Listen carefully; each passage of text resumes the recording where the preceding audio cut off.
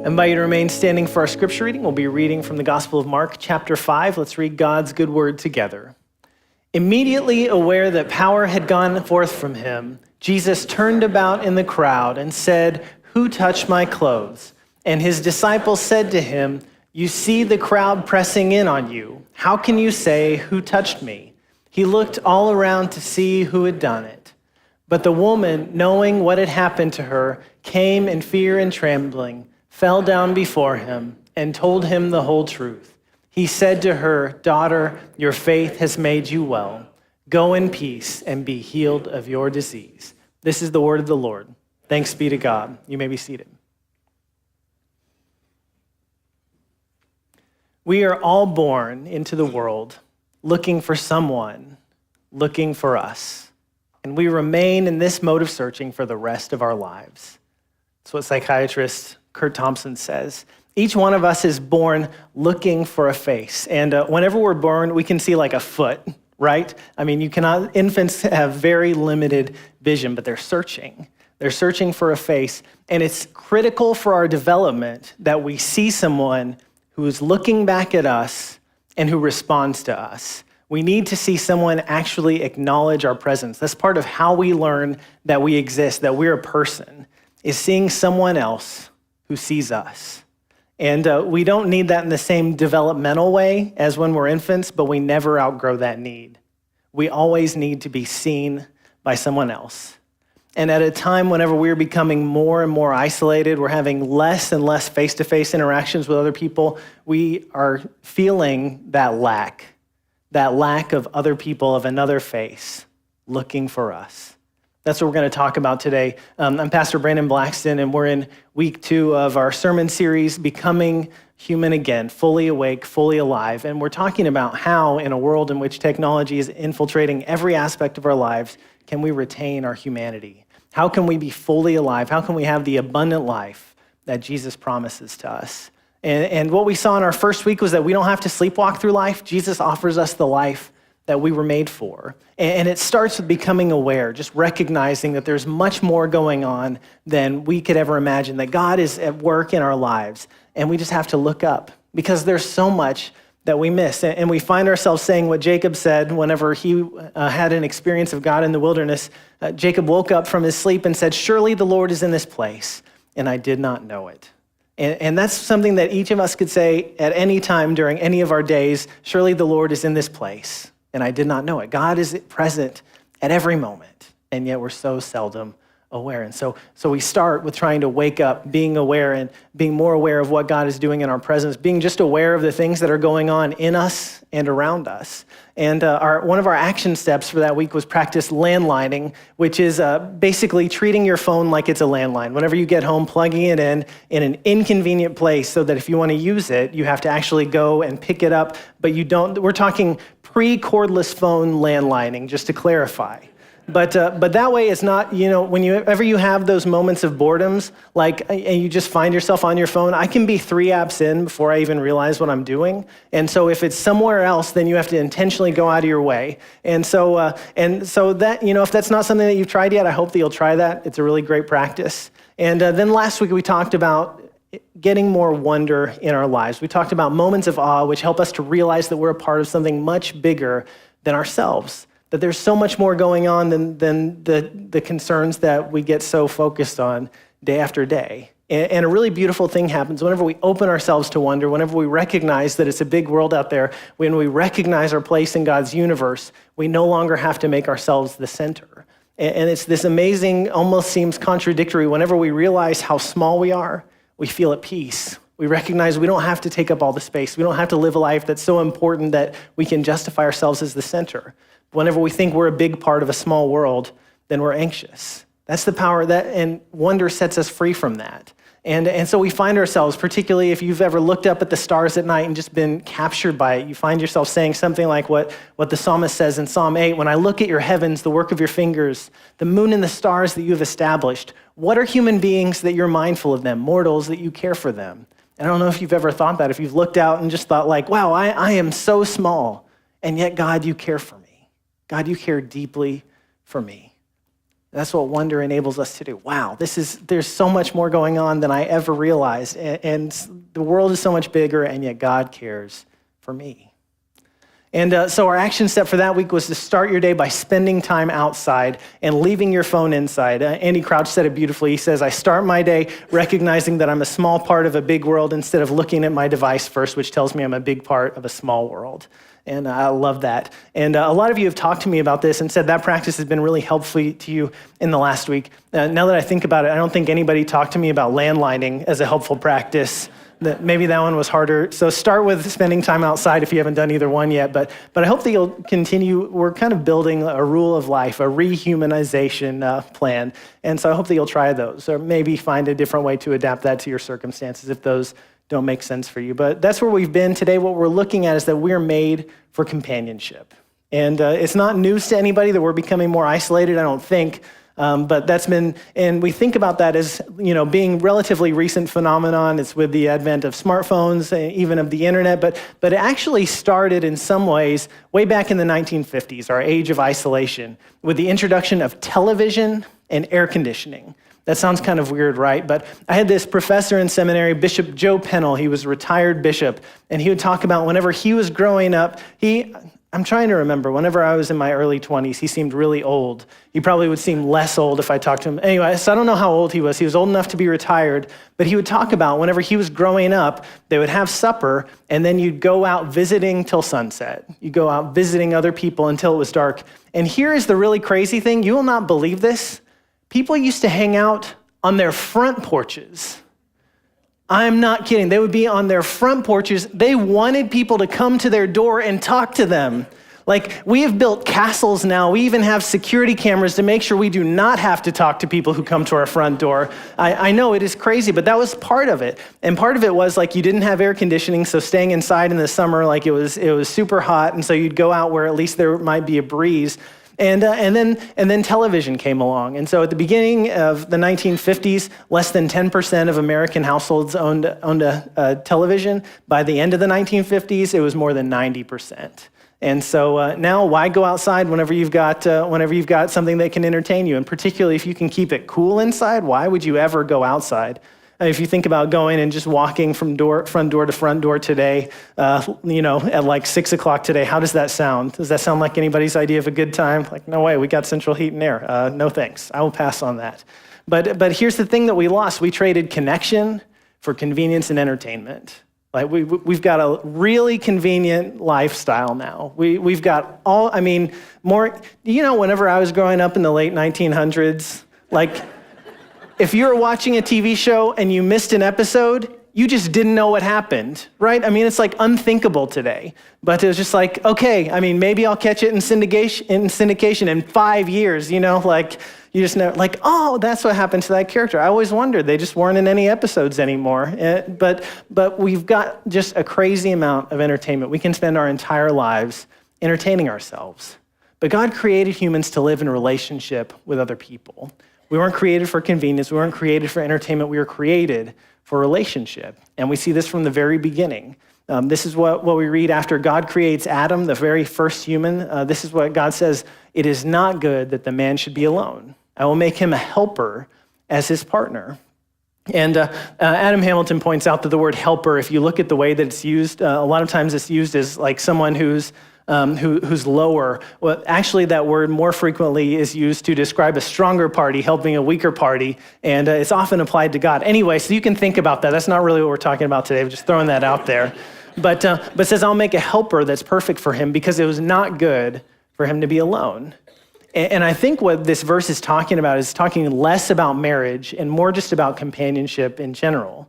Because if you look throughout the scriptures, what you see is that you can live a thriving, a vibrant, and holy life without being married, but you can't do it without being in relationship. And sometimes in the church, we've made it sound like being married is the best way to be. There are one or two people in church history who made an impact who weren't married. I don't know if you can think of any, like Paul was one. Was there one other? Jesus, sorry. I always forget. I don't always forget him, right? But I think it's really clear. I just want to be really clear about that. Sometimes we talk about this in a way that's not helpful. Marriage is a choice. It's something, I think it's great. I love being married. I also don't think that my life that you have to be married to live a whole life. And so I think that's really important. But you do have to have companionship. You do have to have relationship. We have to live a fully human life. We have to have relationships with other people. And we see that in Jesus' ministry, he began his ministry by creating a community. And so very early on, so Mark chapter 1, before you even make it to chapter 2, Jesus passed along the Sea of Galilee. He saw Simon and his brother Andrew casting a net into the sea, for they were fishermen. And Jesus said to them, "Follow me, and I will make you fish for people." And immediately they left their nets and followed him. And so Jesus, despite being the Savior of the world, did not try to do it on his own. He gathered people around him. He gathered the 12, and then he had other disciples as well. He created a community. And that's how we live as followers as well. We don't just do it on our own. Whenever you're baptized, you don't just get Jesus, you get his family too. And some of you are like, wait a second, I did not know what I was getting into. Well, if you got baptized here, you did. We told you that, whether you heard it or not. But you're baptized into the family of faith, into the body of Christ. That's how Paul describes the church. It's as a body. You become a member of the body. You get the community as well. And, a lot of times you'll hear people like, I'm a Christian. I don't really go to church. Of course, I clearly have a stake in that conversation. But if you read the New Testament, there's no such thing as a solo Christian. If you just read the letters of Paul, the majority of his letters are about how to live together. How are Jesus followers going to live together? Because they're trying to figure out this new thing. Jesus has brought together this community of people who are really different. If you look at just the 12 disciples, one of them was a tax collector who was basically a traitor, and one of them was a zealot who would kill people who were traitors. And so Jesus is bringing these people together who do not hate. You think about bringing together radical left and radical right. That's the kind of things that he was doing. And so that takes challenges, how are we going to live together? And so that's why Paul wrote a lot about how to live together and how not to live together. And some of his most sharply worded letters are about people who are trying to basically put themselves above others in the community. But from the beginning, relationships have been a challenge. That's true in the church. That's true in our individual lives. From the beginning, human relationships have been challenging and painful. We cannot live without them. And yet they are some of the most profoundly hurtful things whenever they go wrong. And so this is what we read just a little bit later in Genesis. Adam and Eve had two sons, Cain and Abel. Abel was a keeper of sheep, and Cain a tiller of the ground. In the course of time, Cain brought to the Lord an offering of the fruit of the ground, and Abel, for his part, brought of the firstlings of his flock their fat portions. And the Lord had regard for Abel and his offering, but for Cain and his offering he had no regard. So Cain was very angry, and his countenance fell. Now, it doesn't specify specifically why God had regard for Abel's offering, but not for Cain's. But we know that this was maybe Abel was a show-off. We don't know that. But as far as we can read, there's no reason for Cain to blame Abel for God's regard. But this is what we read. This is how he responded. Cain said to his brother Abel, "Let us go out to the field." And when they were in the field, Cain rose up against his brother and killed him. I don't know if you've read the beginning of Genesis, but it doesn't start great. We make it 4 chapters before the first murder, and it's 2 brothers. And so hopefully that makes you feel a little bit better about your family system. But these stories teach us something that's deeply true about us. It's that the people who are closest to us have the capacity to hurt us the most deeply. And we all experience that in some way, hopefully not that dramatically, but sooner or later we all experience hurt from those closest to us. If for no other reason than they have the most opportunities to hurt us, right? But sooner or later, if you're in a relationship, they're going to hurt you. If you're married, your spouse is going to hurt you. If you have parents, they're going to hurt you. If you have children, they're going to hurt you. If you have siblings, and so on. That is part of it. We hurt each other.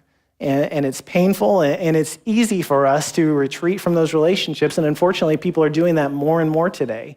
You see families that are cutting members off because of political disagreements. Just that number continues to increase. And it's tragic because we need those. But if you've been a part of a family where you've been hurt deeply, you know how painful that can be. And so it's difficult. Being family is difficult, right? You're thinking about Thanksgiving and just do we have to invite Joe this year? This is going to be really hard. Could we just not? And right? Because it's difficult. But even outside of our families and friends, sometimes it feels threatening as well. And particularly the otherness of other people can feel like a threat. Like they're different from us in ways that challenge our own ways of being. And sometimes that's cultural, sometimes that's socioeconomic. Sometimes it's like they're so close to us, they're so similar that we look at that one tiny thing that's a little bit different. So if you were here a few weeks ago, you heard Mark talk about the story of the Sneetches, right? These big yellow birds that are exactly the same except for this one tiny little star. And that tiny little star is what defines their society, whether you have one or whether you don't. And that's what we do with other people. We look for these little differences and we decide, this is how we're going to divide our society. This group is better and this group is worse. And I like to divide it that way if I'm part of this group that's better, right? We look for ways to make other people, well, other, not part of our group. We feel threatened by them. We feel afraid of them. And so it's difficult, and yet we want to be in relationship, and so there are these challenges to it. But even whenever we want to be connected, even whenever we're not responding to the threat and the hurt, we want to be more connected, but we feel too busy and too overwhelmed. If you've tried to make plans with somebody else in the last 10 years, you know, like you have to start 6 months out, and then you text back and forth for 2 months, and then the third month comes the time when you're actually supposed to meet, and somebody has to cancel, and so then you spend another month trying to find another date, and then the second time it actually happens, right? I mean, it feels almost impossible to actually get together with other people, particularly if you're at certain busy stages in life. It is just a challenge that so many people find it difficult to make time for that, and part of the reason for that is that our society is no longer organized in ways that make it easy to connect. We don't have this practice of going out after supper and visiting till it's dark outside. That's just not part of our society. And this is what Kurt Thompson says about that. He says, we as a society have been practicing isolation for much longer than we know. We build it into our daily routines. We build it into our social media behavior. We have practiced liturgies of isolationism. It's become almost a religious practice in the ways that we isolate ourselves from other people. And of course, whenever we're isolated, that desire for connection doesn't go away. And so we look for other ways to meet it. We look for entertainment. We ask entertainment to do what our friends used to be able to do. And more often, people today are settling for artificial companionship.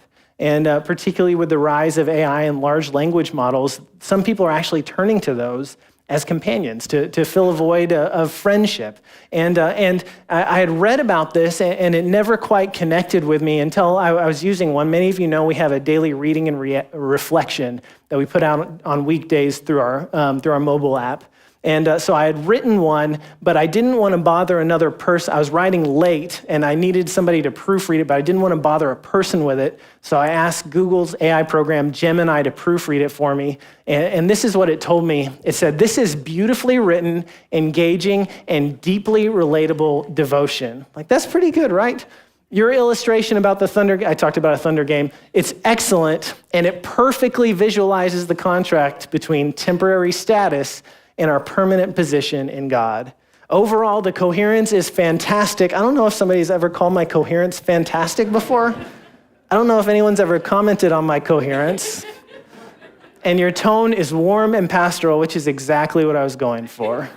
And then, okay, I've broken down a few edits below for grammar typos and minor structural tweaks to make it even better. You know, we don't have to pay attention to that part, but I had a perfect illustration.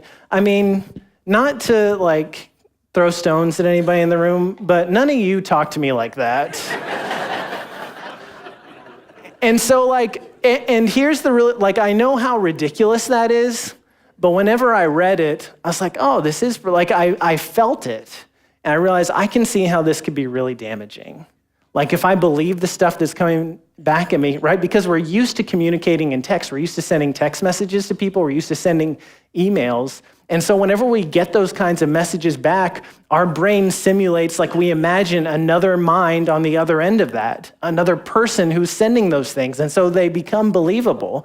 And that's so toxic for us. If I actually believe this stuff, you all will not want to be around me anymore. I will probably not be your pastor anymore because I'll get moved. They'll be like, enough. He let the AI go to his head. We can't stand him anymore. But here's the thing. Digital companions, they give us the illusion of full attention, right? You don't have to wait. Whenever you send them a message, you may have to wait while it's thinking, but it tells you it's thinking, and then it sends you a message back. It gives you affirmation. I mean, just that was absurd, like how over the top that was. And it gives you control. Like we're going to talk about the things that I want to talk about. And if you go a direction I don't want to, I just say, nope, we're not going that direction. And it goes the direction you want. If you can get the right query, then you have the conversation that you want to have. And whenever I'm trying to talk to other people, they want to talk about their stuff. And they don't say the things that I want them to say. And none of them tell me how great I am like Google AI did that one time, right? And so that you can see the appeal, and yet it's so dangerous. And it's particularly dangerous for our youngest folks. And this is what Jonathan Haidt said. You probably know him from the Anxious Generation book. He says, he and Zachary Rausch say, early research, journalistic investigations, and internal documents show that these AI systems are already engaging in sexualized interaction with children and offering inappropriate or dangerous advice, including encouraging young people who are considering suicide to proceed. I mean, they're capable of just doing awful things because they basically are just echo chambers. They echo back the things that you bring to them. And so if you go to one looking for companionship and romantic companionship, it'll echo that back to you. If you're coming to it in despair, it'll echo that back to you. And so we've got to be really careful. And I know my kids are not using AI they're pretty much not using it, but if they are, I'm looking over their shoulder. And so we've got to be really careful. But here's the thing, artificial intelligence may increase human capacities. I'm certainly like we're never going to use it. And there are some amazing ways. Some of you have to use it in your jobs, I know, but it can never replace the presence of another person. There's something that the presence of a person, and AI can never be the other face that's looking for you, that we also desperately need. Only people can do that. Only humans can do that. Only humans can provide us companionship. A computer cannot do that. And so we've got to return to companionship. And most of us feel that desperate need. We want to be more connected. We want to have more friends. We want to feel deep relationships. But what that's going to require for us is it will require us to go against the grain. We've got to swim upstream if this is going to happen, because our entire society is organized around getting us to spend more and more time on devices and less time in face-to-face communication. I mean, I read a quote from one of the big streaming platform CEOs that they said, our competition is sleep, right? I mean, they're trying to get our attention however they can. And so deep relationships will require us to become less busy and less captured by our devices. We'll have to change the way that we live our life if we want to have deeper relationships. And particularly, it means we're going to have to get our phones out of the way. And so this is what Sherry Turkle says. Her work is really excellent. I definitely recommend her book, Reclaiming Conversation. But she says the mere presence of a phone signals that your attention is divided, even if you don't intend it to be. It will limit the conversation in many ways. How you'll listen, what will be discussed, the degree of connection you'll feel. And I say it doesn't just signal that your attention is divided, it actually divides your attention. And she's done research that showed that if there's a phone in sight, even if you know that it's off, even if it's off and you know it, the conversation will be less deep because you know that a potential interruption is coming any minute. It's a signal to your brain to look for interruption, to look for something to take your attention. And I'm sure you've experienced that. You know, you're having a conversation with someone, you're trying to share with them, and then all of a sudden they're looking down or they pull out their phone to check it. And I don't know about you, but whenever particularly if it's something important to me and I'm sharing that and somebody's looking at a device, I don't really want to continue the conversation. It's like, okay, this is something that's important to me and it seems like you're occupied. And yet I also know I've done that to people, right? I've had my device and I know it's harmless, right? I'm just making sure my kids are okay or that my mom doesn't need anything or that Courtney's not on the side of the road, whatever. But what I'm communicating whenever I'm looking at that is that this is more important than you are. This is more important than the person in front of me. And so we've got to get rid of devices if we're going to be fully present to people because we need the full embodied presence of other people to be fully alive. And there's this story about Jesus that I think exemplifies this. He shows us what it means to be fully alive. And so this is what happens during his ministry. He's been traveling, and when he had crossed again the boat to the other side, a great crowd gathered around him, and he was by the sea. Then one of the leaders of the synagogue named Jairus came, and when he saw him, fell at his feet and begged him repeatedly, "My little daughter is at the point of death. Come and lay hands on her so that she may be made well and live." So he went with him. So Jesus is on a very important mission, right? He is busy and he's doing something that's really important. I feel busy most of the time. I don't think I've ever had a mission that's as urgent as the one that Jesus was on, right? So he was super busy. And this is how it continued. A large crowd followed him and pressed in on him. Now there was a woman who had been suffering from hemorrhages for 12 years. She had endured much under many physicians and had spent all that she had, and she was no better, but rather grew worse. So she was desperate. She had heard about Jesus and came up behind him in the crowd and touched his cloak. First she said, "But if I but touch his clothes, I will be made well." Immediately her hemorrhage stopped, and she felt in her body that she was healed of her disease. So Jesus is in this crowd, just can barely move because it's so crowded, and she somehow makes her way through the crowd, touches his robe, and is healed. And she's completely healed already. And so that's really important as it continues. Immediately aware that power had gone forth from him, Jesus turned about in the crowd and said, "Who touched my clothes?" And his disciples said to him, "You see the crowd pressing in on you. How can you say who touched me?"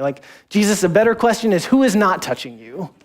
We're sardines in here. I don't think they canned sardines in the first century, but anyway, who touched me? He looked all around to see who had done it. But the woman, knowing what had happened to her, came in fear and trembling, fell down before him, and told him the whole truth. He said to her, "Daughter, your faith has made you well. Go in peace and be healed of your disease." Now, I think what's so important about this story, Jesus did not have to stop. She was already healed, and yet he stopped and looked around in the crowd and found the woman who had sought him out. And he looked at her, and I just imagine this, him looking her in the eye and said, "Daughter, your faith has healed you. Go in peace." He was not content simply to let her be healed. What was he doing? Remember what he was doing. He was going to save someone's life. There was someone who was on the verge of dying, and he stopped to give that woman his attention. Because it wasn't enough just for him to heal her. He wanted to look her in the eyes and bless her. And if we want to have real relationships, I don't know about you, a few of you are medical personnel, so you may actually experience situations like that. Most of us do not have things that we're so busy that someone is going to die if we stop, and yet we don't stop. I can't even put my device down to have a conversation. And yet if we want to have real relationships, what Jesus shows us is that we have to stop, that it is worth it to stop, to bless someone else. And so how do we do that? Well, if we take Sherry Turkle's research seriously, we've got to get devices out of the room, right? Not just setting it down. And I don't know about you.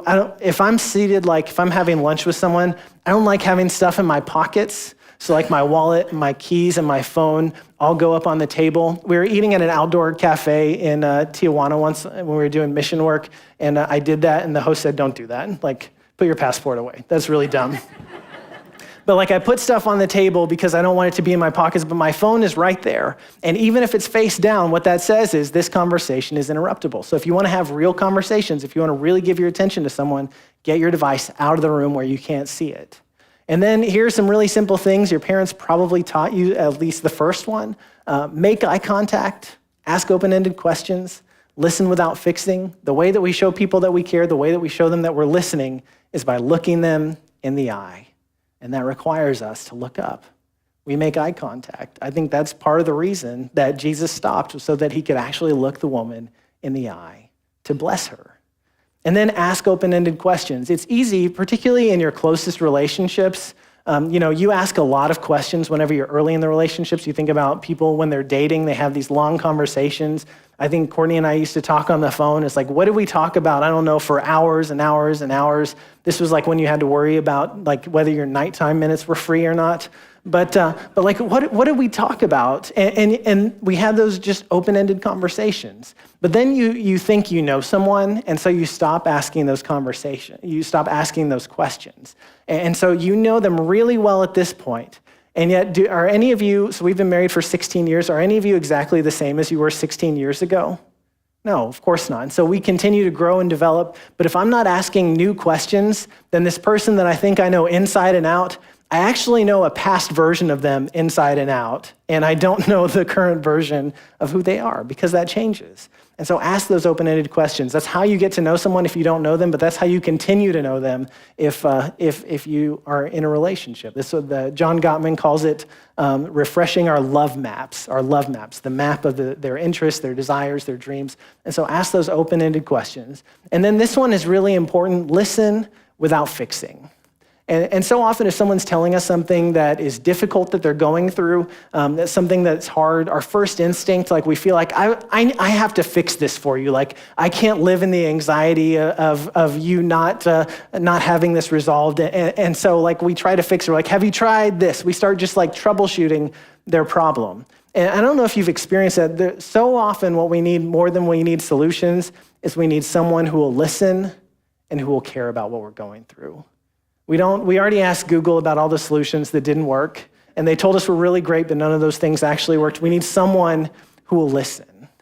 And so this is pretty difficult. I think most married couples run into this of like, don't figure, like just listen. And so if you're not sure, you might just ask like, do you want me to help or do you want me to listen? You can just ask that question. Most of the time, I think the answer is, I just need you to listen right now. But listen without fixing, because we need someone who can just be, who can hold space with us, who can just be with us in what we're going through, who can be a companion. And so if we want to restore companionship, it means we're going to have to give our attention to our families, to the people who are closest to us, to our friends, but also to reach that outside circle, to people outside of our circles. And just like Jesus, as he was going through the crowd, he did not know that woman, but he stopped to make time for her. And of course, it'll take different amounts of time for different groups of people as is appropriate, but we've got to make time to be present for other people, because when we encounter another person, we encounter God through them. Each of us is created in the image of God, and sometimes what we see in them, their differences, we see different aspects of God that we never could have experienced if we did not see them. And they experience God through us. That's the power of relationship. And so as you're thinking through your week this week, as you're making plans, you may be thinking about companion and community, like, I don't have time for that. I'm really busy. I can barely handle everything that I have. And yes, they are costly. Companionship and community, they are expensive. They cost our time. They cost our attention. They cost our emotional energy. And particularly if you have a stressful job, like you have very little of that by the time you get home. But the investment is so worth it because it's what we were made for. It's what we're made for. We are born looking for someone who is looking for us. And if we want to live fully alive, we have to find those people, and we have to be those people for others, to be that face that is looking for them. And so here's some action steps I want to invite you to take with me this week. First, I want to challenge you. This one may be hard. It is hard. I've done it. Schedule a weekly check-in with a friend. And just a time that you can be that listening presence for them and they can be that for you. And this is what Kurt Thompson said. He came up with this. This is actually one of the things that he suggested people who are experiencing burnout and isolation. But he says, pick one person, pick two people, and say, I would like to begin to meet with you once a week and just talk about where we are, talk about our stories. Let's talk about what's been hard and not try to fix things, but to be present with each other. And so recently, a few months ago, I started doing this with a friend of mine. We have a phone call every Friday morning just to check in. We can't get physically together because we live in different states, but we just talk. How are you going? How are things going in your relationship with God? And we pray for each other. And it's made such a difference. And whenever I initiated that practice, though, I felt so awkward. I mean, it was like I was asking somebody on a date. And he said yes, which also feels kind of weird to say, but it's been such a transformative practice, and we need that. We need someone who can just hold space with us, who can listen without fixing, who can just be with us. And so, that may be a phone call. I don't suggest doing it through text. Like, we need to have the experience at least of hearing a voice, if not seeing a face. But basically, the more presence you can have, the better. And then just as you're going through your week, whenever you encounter other people, you're going to be busy, maybe looking down at your phone or maybe just looking at where you're headed. Make eye contact with people, particularly if you're speaking to them. But just that's a way that we can show people that you matter enough for me to actually pay attention to you. I'm willing to give you my attention in this moment, even as we're just passing. And then if you're married, this is like the star level of action step. If you're married, practice eye time before bed. Spend 4 minutes just looking in each other's eyes, not talking, just looking at each other. And Courtney and I used to do this whenever we were newly married, and then we had kids, and we have good intentions about reinstituting the practice. But it's powerful just to look someone in the eye. There's actually this great video that was too long for me to show you of people of refugees who came into Europe and then native-born Europeans who looked each other in the eye for 4 minutes, and just the connections that happen, because whenever we spend that much time looking someone in the eye, we really see them, and we say, you are worthy for my attention. You are worthy of my attention. And 4 minutes is a long time, right?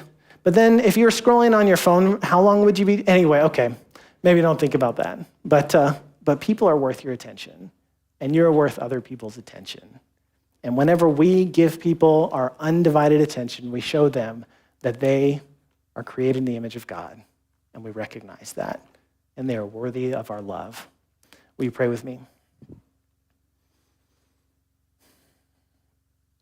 God, I thank you that even before we knew to look for you, you were there with us, looking at us with loving regard, always present with us. And so, God, help us to offer that presence to others, and help us to find the people who will offer it to us. Help us to be present. Help us to be embodied instances of your love for other people. And even if a word is not spoken, that we might show them how deeply they are loved simply by the way we are with them. And God, we thank you for Jesus, that he sees each of us as worthy of his time and attention and love, and offers it to us freely. So we ask that you would help us to receive it and to offer it to others. And as he taught us, so we pray together. Our Father, who art in heaven, hallowed be thy name. Thy kingdom come, thy will be done, on earth as it is in heaven. Give us this day our daily bread, and forgive us our trespasses, as we forgive those who trespass against us. And lead us not into temptation, but deliver us from evil. For thine is the kingdom and the power and the glory forever. Amen.